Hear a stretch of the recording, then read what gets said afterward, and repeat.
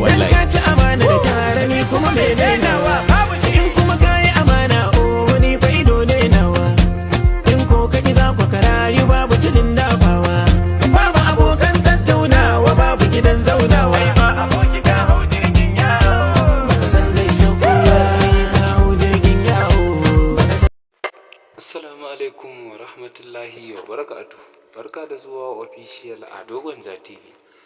Hakika wannan tasha ta mu ta official Ado Gwanja TV tana wa ƴan uwa da abokan arziki na cikin wannan tasha ta mu mai albarka.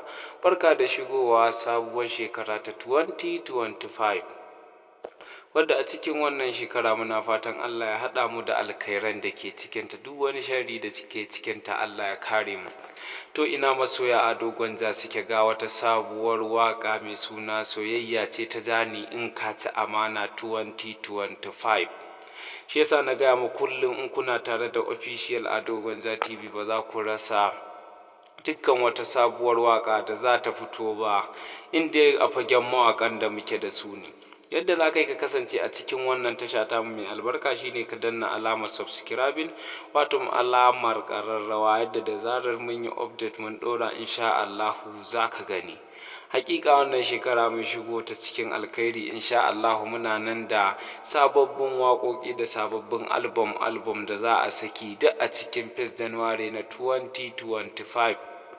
wanda insha Allahu in dai kana tare da wannan tasha tamu ba za ka rasa kowanne ba. Yadda za ka yi ka kasance cikin wannan tasha tamu mai albarka shine ka danna mana alamar subscribing, wato alamar ƙararrawa, yadda da zarar mun yi update mun ɗora insha Allahu za ka gani. Wannan tasha tamu ba iyan nan ta tsaya ba, ta ta'allaka ne akan kawo muku sababbin waƙoƙi da dukkan wani labari da ya shafi Kannywood, musamman ma waƙoƙi na gwarazan jaruman da muke da su, wanda a cikin wannan shekara ta 2025 insha Allahu 1 January za su saki sababbin waƙoƙi, musamman manyan mawaƙanmu irin su Nura M Inuwa, Ado Gwanja, Naziru Sarkin Waƙa, ga irin su Salim Smart, su Auta Waziri, su Auta MJ, ga irin su Asnanik, irin su Alijita, su Garzalimi ko ga Hamisu Breka.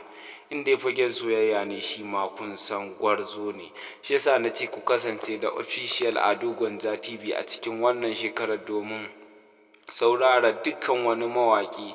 Insha Allahu za ka samu dukkan wata waƙa wacce za a saki a lokacin da aka sake ta insha Allahu. Yadda za ka yi ka kasance cikin wannan tasha ta mai albarka shine ka danna mana alamar subscribing, wato alamar ƙararrawa. Official Ado Gwanja TV ta ku.